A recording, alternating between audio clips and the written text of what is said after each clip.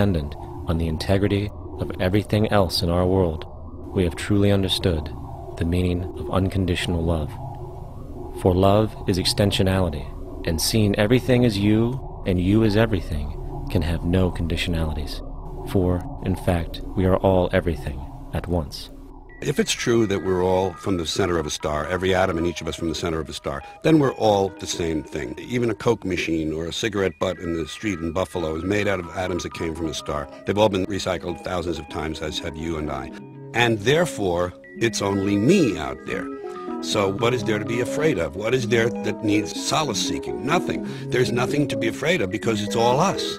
The trouble is we have been separated by being born and given a name and an identity and being individuated. We've been separated from the oneness, and that's what religion exploits, that people have this yearning to be part of the overall one again. So they exploit that. They call it God. They say he has rules. And I think it's cruel. I think you can do it absent religion.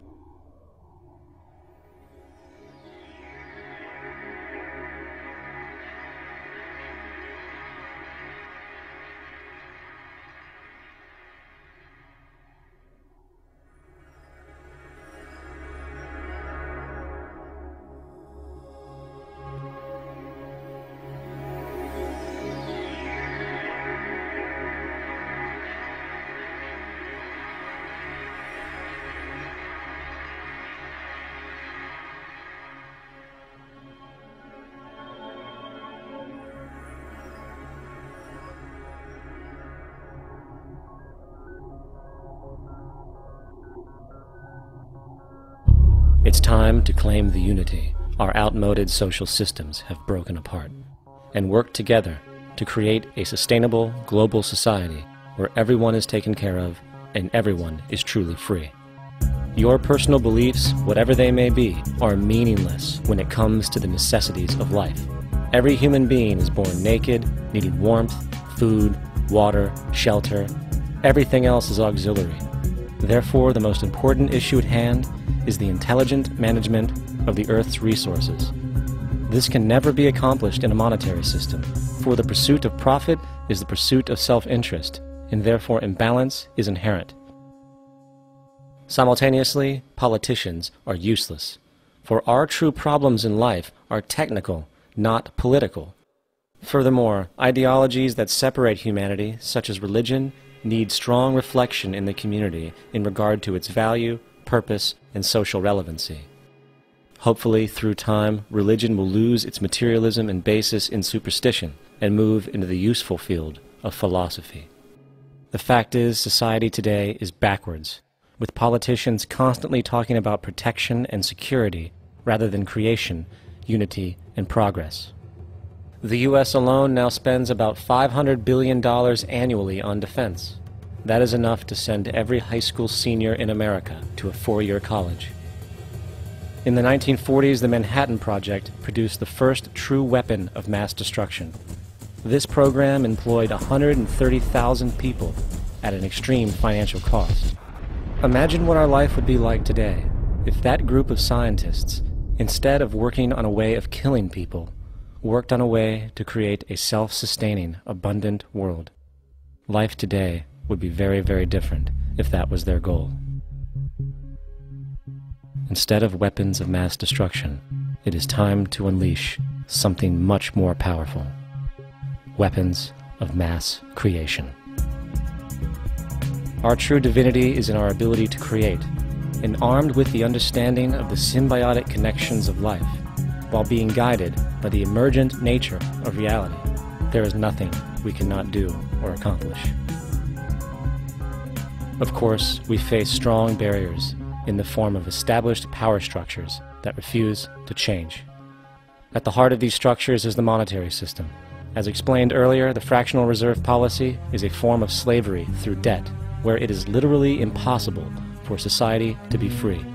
In turn, free market capitalism in the form of free trade uses debt to imprison the world and manipulate countries into subservience to a handful of large business and political powers.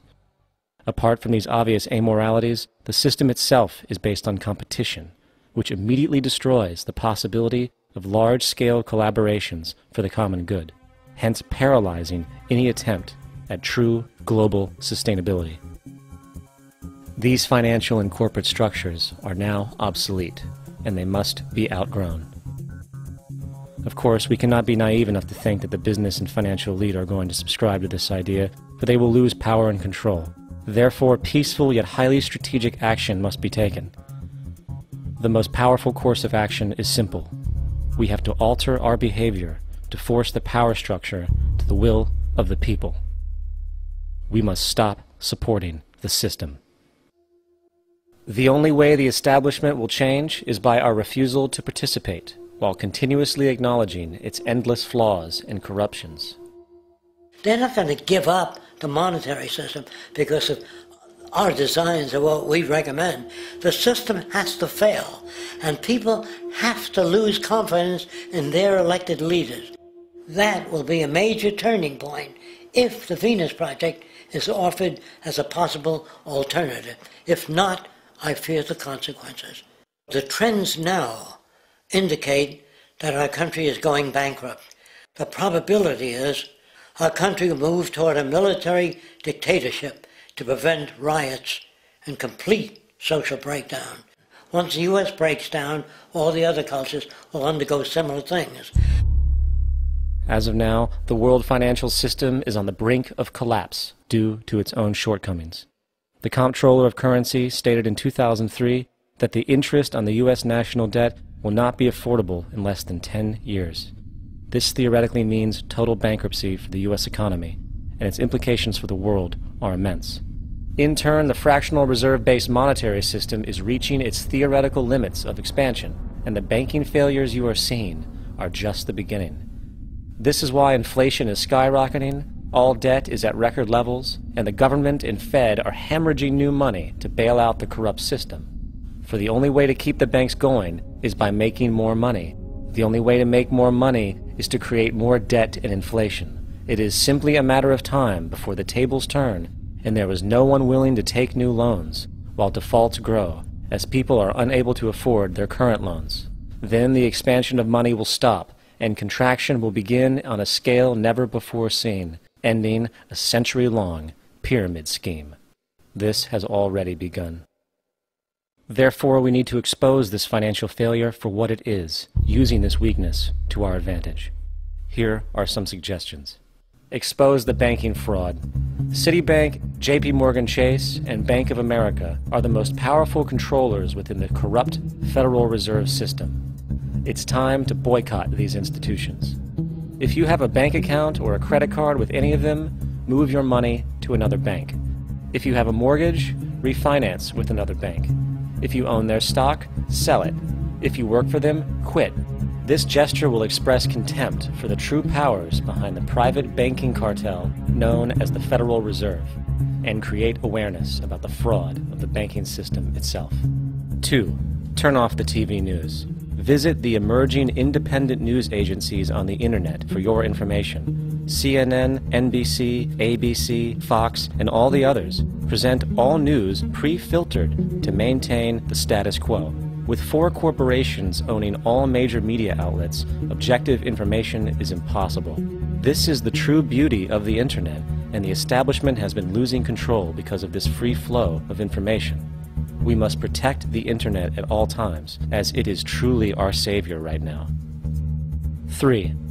Don't ever allow yourself, your family, or anyone you know to ever join the military.